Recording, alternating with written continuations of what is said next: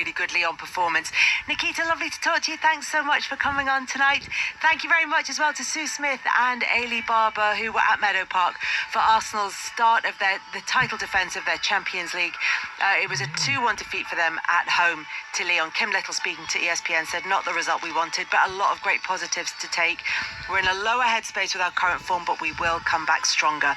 Tomorrow evening, we'll have updates from 20 versus Chelsea and Manchester United against Vålerenga in the Women's Champions League. Mark Chapman's here from 7 for 5 Live Sport, including our latest instalment of Destination New Jersey, as we count down towards next year's Men's World Cup. Tony Livesey's here at 10:30, but before that, we're with Ugo Monnier, Danny Kerr and Chris Ashton for Rugby Union Weekly. That's after the latest BBC News with Ryan Dobney. The voice of the UK.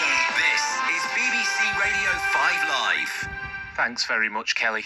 Memorials have been taking place in Israel to mark 2 years since the Hamas attacks, which killed over 1,200 people.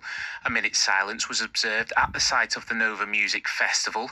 In response, Israel's military launched a campaign in Gaza where more than 67,000 people have been killed, according to the Hamas-run health ministry.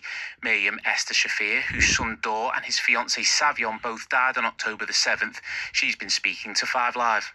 We found their car, which was full of shots, and I found her lipstick in the car, and I found a little teddy bear that he always had there, and I even kissed the car and kind of said, "Mummy's here now, Mummy's here." Well, indirect peace talks between Israel and Hamas have continued for a second day in Egypt. Hamas's chief negotiator says the group's seeking guarantees from the White House that the conflict will completely end after any agreement.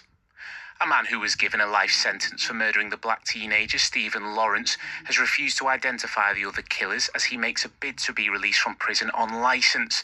David Norris has now publicly admitted he was part of the attack in 1993, but said his own family would be at risk if he gave details about others responsible.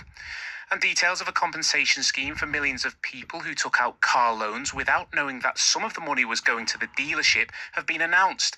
The Financial Conduct Authority say consumers who took out a loan between 2007 and last year could be eligible for an average payment of £700.